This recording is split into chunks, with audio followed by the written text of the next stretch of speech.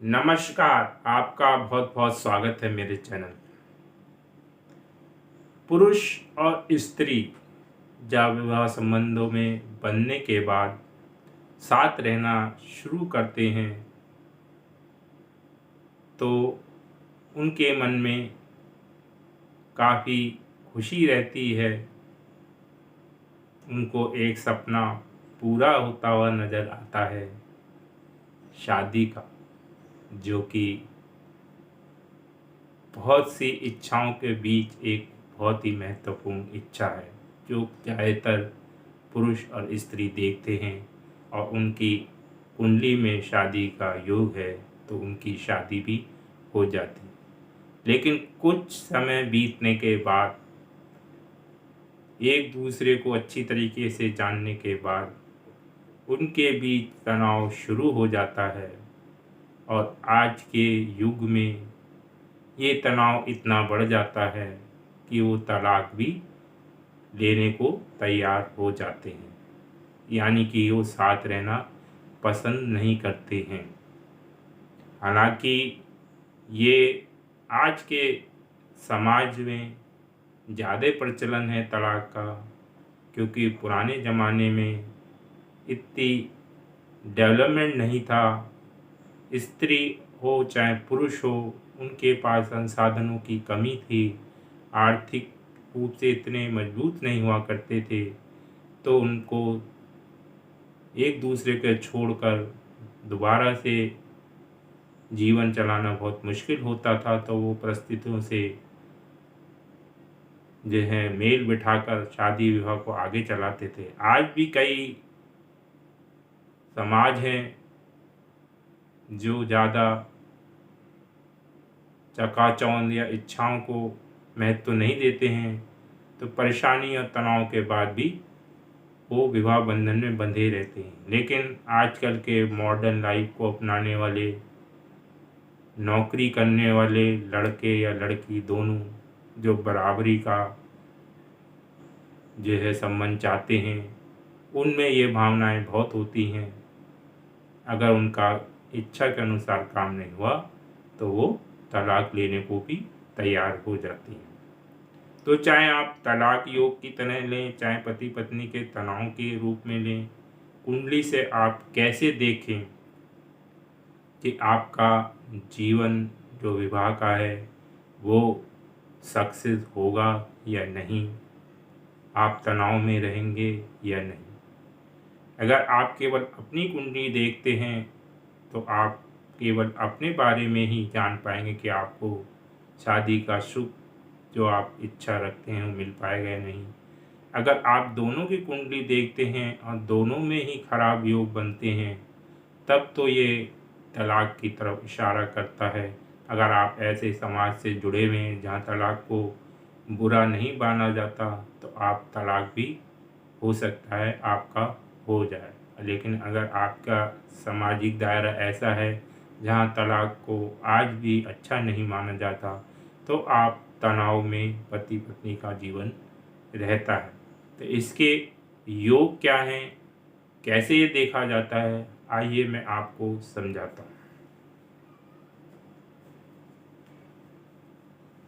आपकी कुंडली, चाहे लगन कुंडली हो, चाहे चंद्र कुंडली हो, चाहे नवांश हो, तीनों से ये देखना है। मैं एक की टेक्निक बताऊंगा, आप बाकी दो में भी इसको अप्लाई कीजिएगा। अगर तीन में से दो में भी ये संभावना बनती है, तब निश्चित जानिए ये प्रॉब्लम आपकी कुंडली में है, और तीनों में बन गई तब तो वर्स्ट कंडीशन है।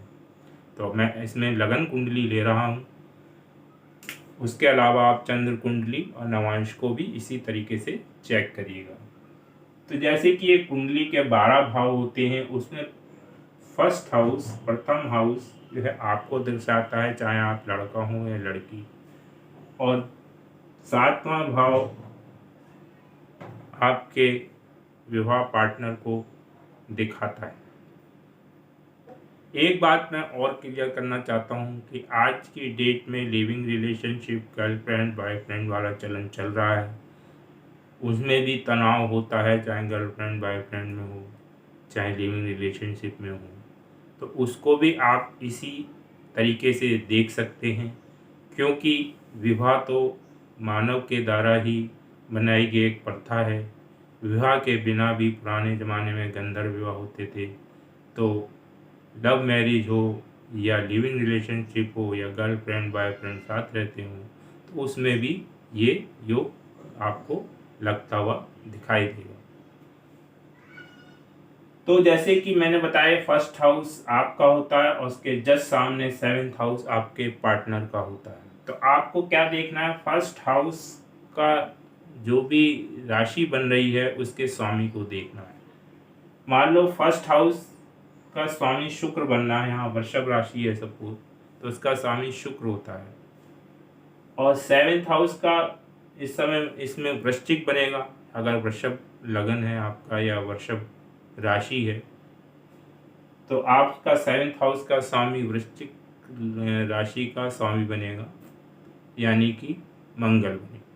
तो आपको ग्रह देखने हैं, राशि नहीं देखनी, यानी कि जो भी राशि है उसके स्वामी को लेना है। तो फर्स्ट हाउस की जो राशि है उसके स्वामी, और सेवेंथ हाउस में जो राशि है उसके स्वामी को लेना। उनके बीच में संबंध अगर 2-12 का बन रहा है या 6-8 का बन रहा है, तो ये अच्छा संकेत नहीं है, आपके बीच में मतभेद हो सकता है। और कई बार यह भी देखा गया, अगर आपकी कुंडली में है और आपके पार्टनर की कुंडली में नहीं है, तो आप तो तनाव में रहेंगे, परेशान रहेंगे पत्नी के स्वभाव से या उसकी इच्छाओं से या अपनी इच्छाओं की वजह से। लेकिन हो सकता है आपका पार्टनर आपसे सेटिस्फाई हो, खुश हो। कई बार ऐसा देखा गया है कि पति पत्नी में से एक जो है पत्नी को लाइक नहीं करता, लेकिन पत्नी पति को लाइक करती है, या पति पत्नी को जो भी है एक दूसरे को लाइक या डिसलाइक कर सकता है। अगर दोनों की कुंडली में है तब ये योग ज़्यादा प्रबल हो जाएगा तलाक के लिए।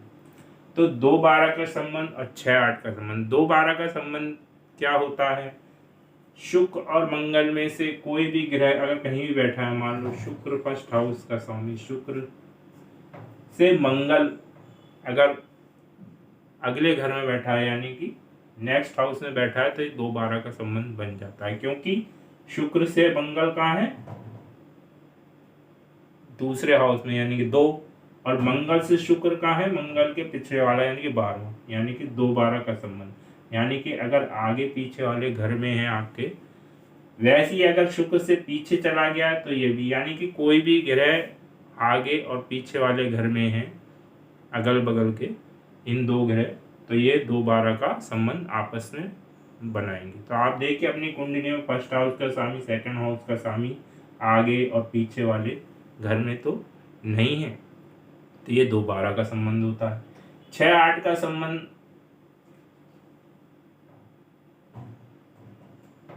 मान लो आपका शुक्र है यहाँ बैठा है, तो आपके पार्टनर से ये कितना हुआ, 6ठा भाव हुआ। ये 6ठे भाव में मंगल नहीं होने चाहिए, 8वें भाव में मंगल होने चाहिए, क्योंकि यहाँ से शुक्र से गिनेंगे तो 6ठा और मंगल से गिनेंगे तो शुक्र 8वां, यानी कि शुक्र से मंगल 6ठा है, मंगल से शुक्र 8वां है, तो 6-8 का संबंध हो गया। अब मान लो शुक्र से मंगल 8वें बैठा है, तो शुक्र से मंगल 8वां है और मंगल से शुक्र 6ठा, यानी कि 6-8 संबंध। यानी कि जो भी 2 ग्रह आपके बन रहे हैं फर्स्ट हाउस सेवेंथ हाउस, वो एक दूसरे से 6ठे और 8वें में ना बैठे हैं और 2-12 का संबंध ना बना रहे हैं। 6-8 का संबंध 2-12 का संबंध बना रहा है, तो ये संकेत देता है कि आप में तनाव हो सकता है। लेकिन ये केवल एक नियम है, इसके अलावा आपको दूसरा नियम और अप्लाई करना है।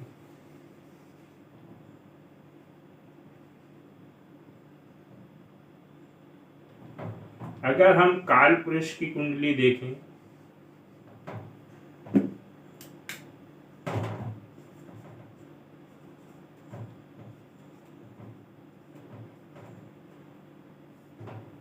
काल पुरुष की कुंडली है तो उसमें हमेशा राशि फिक्स होती है, जैसे मैंने आपको पहले भी कई वीडियो में बता रखा है, 1, 2, 3, 4, 5, 6, 7, 8, यानी कि ये राशि कालपुरुष की कुंडली में फिक्स है। आपके यहाँ कोई और राशि हो सकती है, लेकिन यहाँ पर हमेशा मेष राशि ही होगी और कालपुरुष में हमेशा सप्तम में तुला राशि ही होगी। तो आप के लिए कालपुरुष के हिसाब से मंगल बहुत इंपॉर्टेंट है और शुक्र, जो कि मैं ऑलरेडी उस जो आपकी कुंडली है वृषभ राशि से बताया है। लेकिन आपको चाहे आपकी किसी भी लगन की कुंडली है, मंगल और शुक्र को आपको देखना है। चाहे आपके फर्स्ट हाउस और सेवन्थ हाउस के स्वामी ना बने, लेकिन कालपुरुष की कुंडली में ये फर्स्ट हाउस और सेवन्थ हाउस के स्वामी बन रहे हैं। तो इसी प्रकार आपको आपकी कुंडली में अगर कोई और ग्रह है तो उनमें 2 12 8 12 6 8 का संबंध नहीं होना चाहिए। वैसे ही मंगल और शुक्र में चाहे आपकी किसी भी लगन राशि या नवांश वाली कुंडली के ग्रह कोई भी हों, आपको मंगल शुक्र को भी जरूर देखना है कि आपकी कुंडली में मंगल शुक्र के बीच में ही वही 2 12 का और 6 8 का संबंध तो नहीं बन रहा है। तो ये भी तनाव के संकेत देता है। अगर आपके फर्स्ट नियम भी लग गया कि आपकी कुंडली के जो मंगल और शुक्र हैं, मंगल शुक्र आपकी कुंडली के 6 8 या 2 12 में है, उसमें भी दिक्कत है। और आपके फर्स्ट हाउस और सेकंड हाउस के स्वामी अगर मंगल शुक्र के अलावा है, अगर मंगल शुक्र ही है तब तो डबल हो जाएगा। अगर मंगल शुक्र के अलावा है तो उसमें भी 6 8 2 12 का संबंध नहीं बनना चाहिए।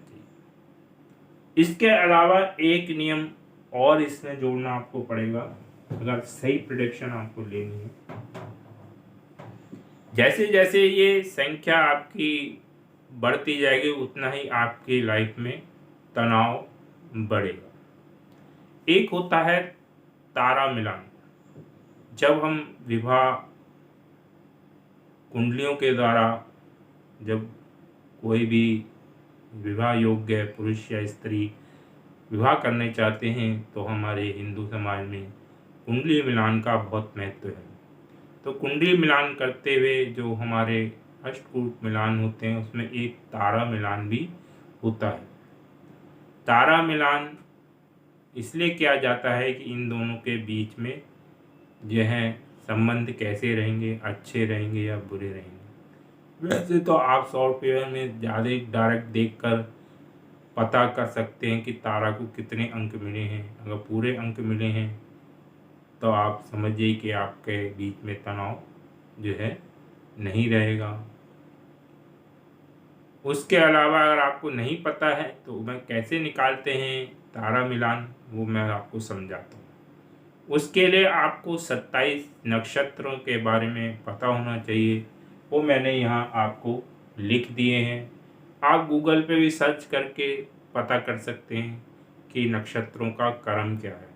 तो हमारे जो 27 नक्षत्र हैं उनके क्रम मैंने यहाँ क्रम वाइज लिख दिए हैं। जैसे पहला अश्विनी, दूसरा भरणी, तीसरा कृतिका, चौथा रोहिणी, पांचवा मृगशिरा, आद्रा। ये आप गूगल से भी आप देख सकते हैं या किसी बुक में भी देख सकते हैं। वो क्रम के अनुसार आपको लिखा हुआ मिल जाएगा। तो सर्वप्रथम तो आपके पास ये लिस्ट होनी चाहिए। उसके बाद आपको करना क्या है, क्योंकि हमारे ज्योतिष में बहुत बड़े बड़े ऋषि हुए हैं। जहाँ पराशर ऋषि हैं वहीं जैमिनी ऋषि भी बहुत ही ज्योतिष में ख्याति प्राप्त ऋषि रहे हैं। तो उन्होंने आत्मकारक और दाराकारक ग्रहों के बारे में हमें ज्ञान दिया। जहाँ आत्मकारक जैसे कि यहाँ पर लग्नेश होता है पराशर कुंडली में, वैसे ही आत्मकारक ग्रह भी लग्नेश की तरह ही काम करता है, यानी कि आप स्वयं होते हैं। और दारा कारक पत्नी के ग्रह, जैसे यहाँ 7वां हाउस का स्वामी पत्नी का ग्रह है, वैसे ही जैमिनी में आपको दारा कारक जो है पत्नी का ग्रह मिलता है। तो आत्मकारक निकालने का तरीका यह है कि जो सबसे अधिक डिग्री का होता है ग्रह, अधिक डिग्री ग्रह को कहते हैं आत्मकारक, यानी कि आप स्वयं। और सबसे कम डिग्री का होता है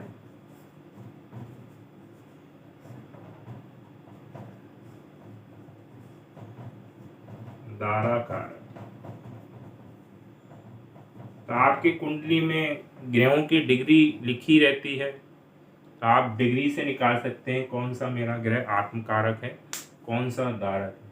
या फिर आप किसी भी सॉफ्टवेयर में जेमिनी, उसमें कोई सॉफ्टवेयर हो उसमें जेमिनी कुंडली भी उसमें अगर दी गई हो तो उसमें डायरेक्ट लिखा हुआ कि आत्मकारक क्या है आपका या दारा कारक क्या है।